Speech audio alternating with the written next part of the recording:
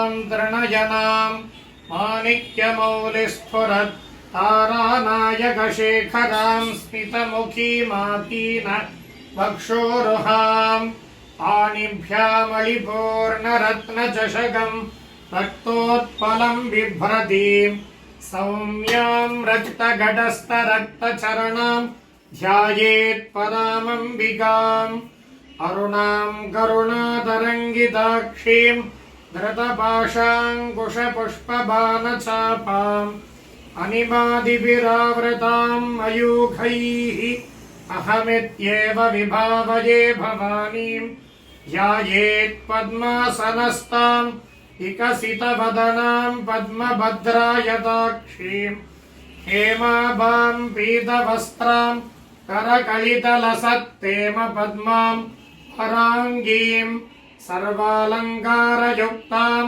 सततमभयतां भक्तनम्रां भवानीं श्रीविद्यां शान्तमूर्तिं सकलसुरनुदां सर्वसम्पत्प्रदात्रीं सकुङ्कुमविलेपनामलिकशुम्भि कस्तूरिकां समन्तहसिते क्षणां सचरजापपाशाङ्कुशाम् अशेषजनमोहिनीमरुणमाल्य भूषाम्बरां जपाकुसुमभासुरां जपविदौ स्मरेदम्बिकाम् श्रीमात्रे नमः।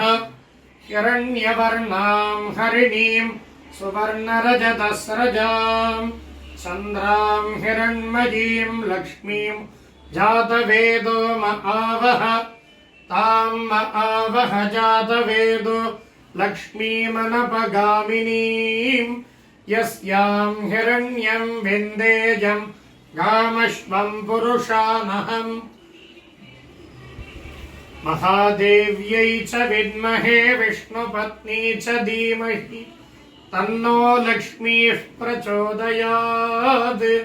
भूर्भुवस्सुवरोम् अस्मिन् बिम्बे दुर्गा लक्ष्मी सरस्वती स्वरूपिणं श्री महालक्ष्मीं ध्यायामि महालक्ष्मीं आवाहयामि। महालक्ष्म्यै नमः। रत्नसिंहासनं समर्पयामि महालक्ष्म्यै नमः। पादयोः पाद्यं समर्पयामि महालक्ष्म्यै नमः। अर्घ्यं समर्पयामि महालक्ष्म्यै नमः। आचमनीयं समर्पयामि महालक्ष्म्यै नमः। स्नानं समर्पयामि स्नानानन्तरम् आचमनीयं समर्पयामि महालक्ष्म्यै नमः। वस्त्रं समर्पयामि महालक्ष्म्यै नमः। आभरणानि समर्पयामि महालक्ष्म्यै नमः। दिव्यपरिमल गन्धान् धारयामि। गन्धस्योपरि हरिद्राकुङ्कुमं समर्पयामि। पुष्पमालां समर्पयामि पुष्पैः पूजयामि। ॐ प्रकृत्यै नमः। ॐ विकृत्यै नमः। ॐ विद्यायै नमः। ॐ सर्वभूतहितप्रदायै नमः। ॐ श्रद्धायै नमः। ॐ विभूत्यै नमः। ॐ सुरभ्यै नमः। ॐ परमात्मिकायै नमः। ॐ वाचे नमः। ॐ पद्मालयायै नमः। ॐ पद्मायै नमः।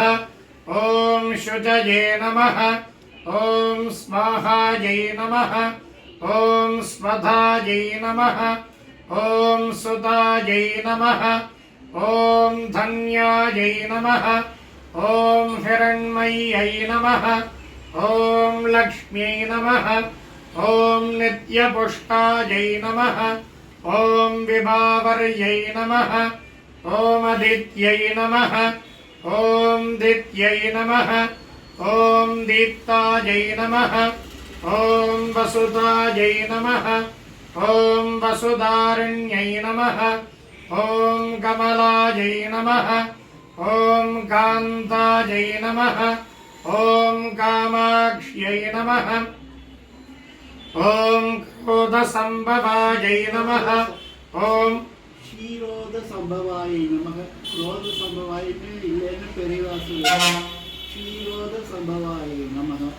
క్షీరోదసంభవాయై నమః ఓం చంద్రాయై నమః ఓం చంద్రవదనాయై నమః ఓం చంద్రసోదర్యై నమః ఓం చతుర్భుజాయై నమః ఓం చంద్రరూపాయై నమః ఓం ఇందిరాయై నమః ఓం ఇందుశీతలాయై నమః ఓం ఆహ్లాదజనన్యై నమః ఓం పుష్ట్యై నమః ఓం శివాయై నమః ఓం శివంకర్యై నమః ఓం సత్యై నమః ఓం విమలాయై నమః ఓం విశ్వజనన్యై నమః ఓం దుష్ట్యై నమః ఓం దారిద్ర్యనాశిన్యై నమః ఓం ప్రీతిపుష్కరిణ్యై నమః ఓం శాంతాయై నమః ఓం శుక్లమాల్యాంబరాయై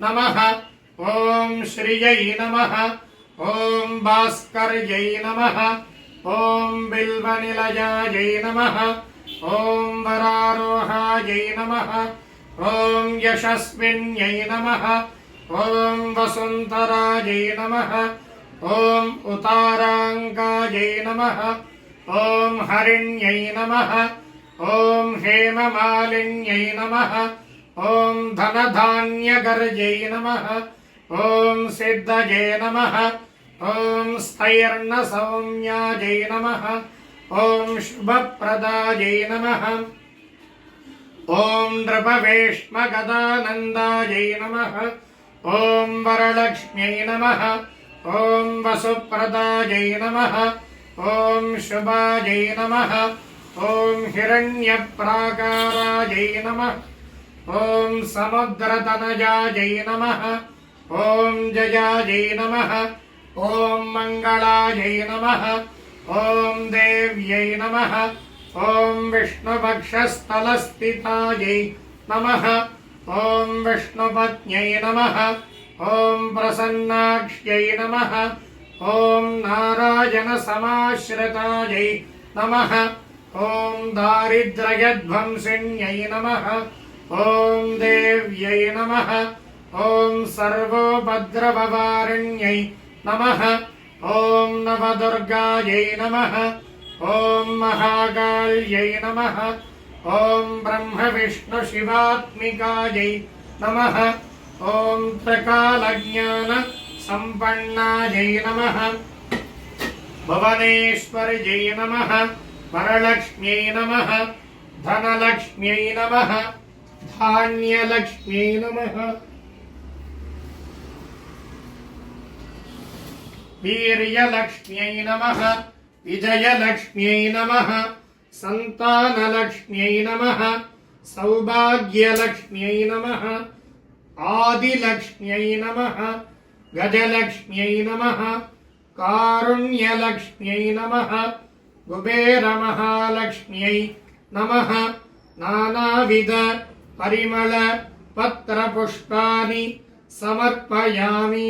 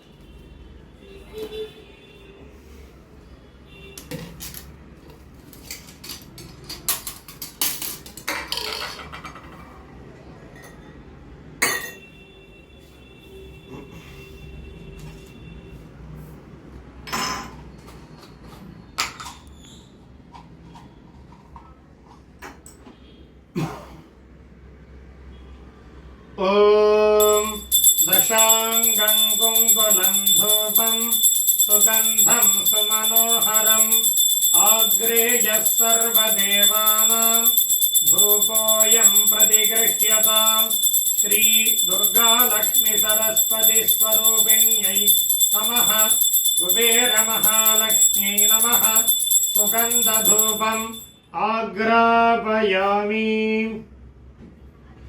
धूपानन्तरम् आचमनीयं समर्पयामि उद्दीप्यस्मजातवेदो मग्नं निररतिं मम अशोकश्च मह्यमावह जीवनं च दिशो दिश मानो हि गुंसीज्जातवेदो कामश्वं पुरुषं जगत् अबिभ्रदग्न आगहि श्रिया मा परिपादय दुर्गा लक्ष्मी सरस्वती स्वरूपिण्यै नमः कुबेर महालक्ष्म्यै नमः आज्य दीपं दर्शयामि बहुवै बह्वश्वायै बह्वजाविकायै बहुव्रीहिजवायै बहुमाश तिलायै बहुहिरण्यायै बहुहस्तिकायै बहुदासपूरुषायै रयिमत्यै पुष्टिमत्यै बहुरायस्पोषायै राजास्तु दुर्गा लक्ष्मी सरस्वती स्वरूपिण्यै नमः कुबेर महालक्ष्म्यै नमः अलङ्कारदीपं दर्शयामि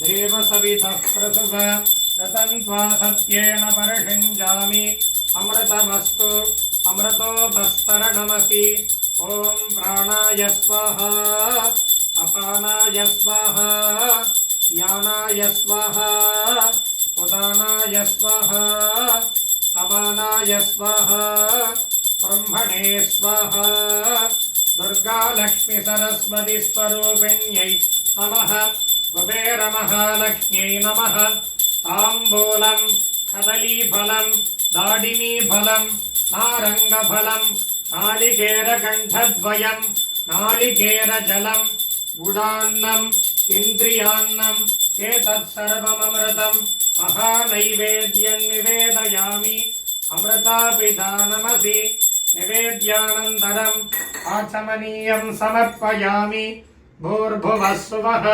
पूगीफलसमायुक्तं नागवल्लितलेर्युतं कर्पूरचूर्णसंयुक्तं ताम्बूलं प्रतिगृह्यताम् कुबेर महालक्ष्म्यै नमः ताम्बूलं समर्पयामि गौरीमिमाय सलिलानि तक्षति एकपदीं द्विपदी सा चतुष्पदी अष्टापदी नवपदी बभूवषी सहस्राक्षर परमें व्योमन् कात्यायनाय विद्महे कन्याकुमारी धीमहि तन्नो दुर्गिः प्रचोदयात् महादेव्यै च विद्महे विष्णुपत्नी च धीमहि तन्नो लक्ष्मीः प्रचोदयात् वाग्देव्यै च विद्महे ब्रह्मपत्नी च धीमहि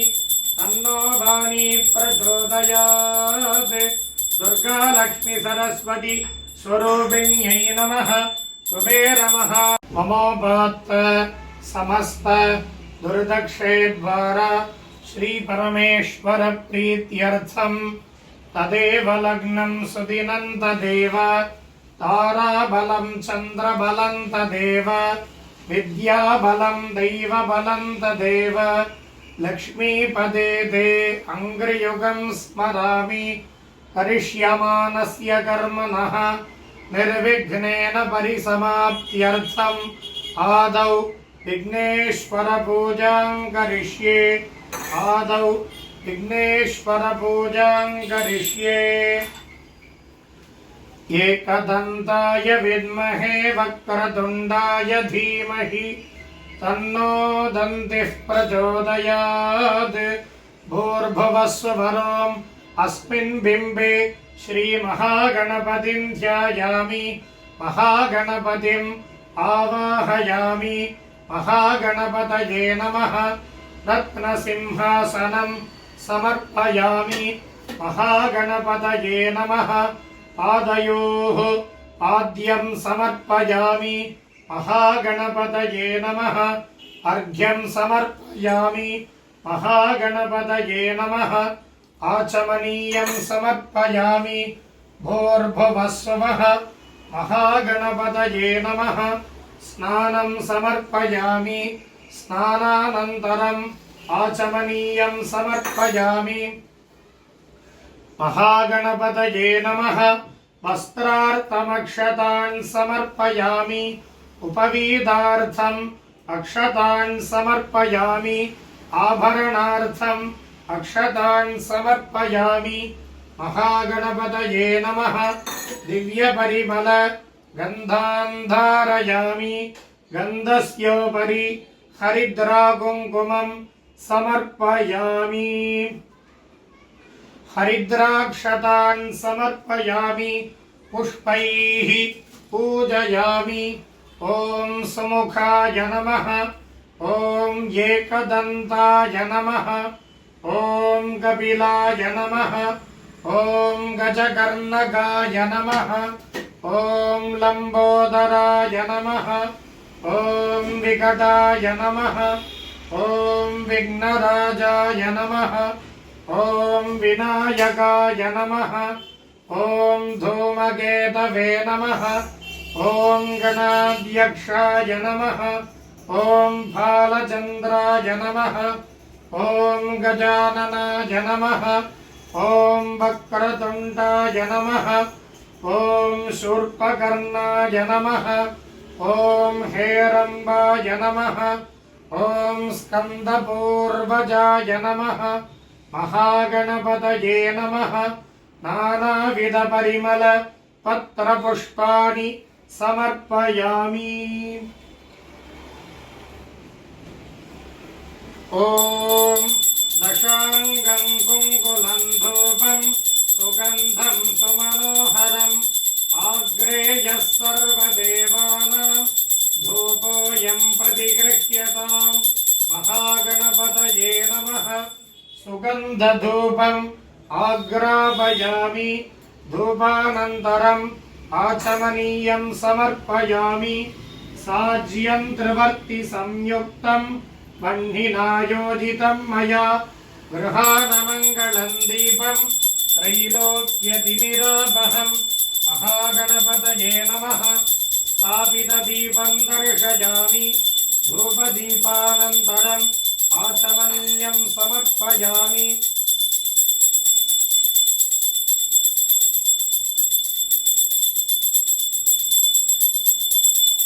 देवसवितप्रसुव रतन्त्वा सत्येन परिषिञ्जामि अमृतमस्तु अमृतोपस्तरणमसि ॐ प्राणाय स्वाहा अपानाय स्वाहा यानाय स्वाहा उदानाय स्वाहा समानाय स्वाहा ब्रह्मणे स्वाहा महागणपतये नमः काश्मीरफलममृतं निवेदयामि अमृतापिदानमसि निवेद्यानन्तरम् आचमनीयं समर्पयामि भूर्भुवस्सुवः पूजीफलसमायुक्तं नागवल्लितलेर्युतं कर्पूरचूर्णसंयुक्तं ताम्बूलं प्रतिगृह्यताम् महागणपतये नमः ताम्बूलं समर्पयामि ॐ नमो व्रातपतये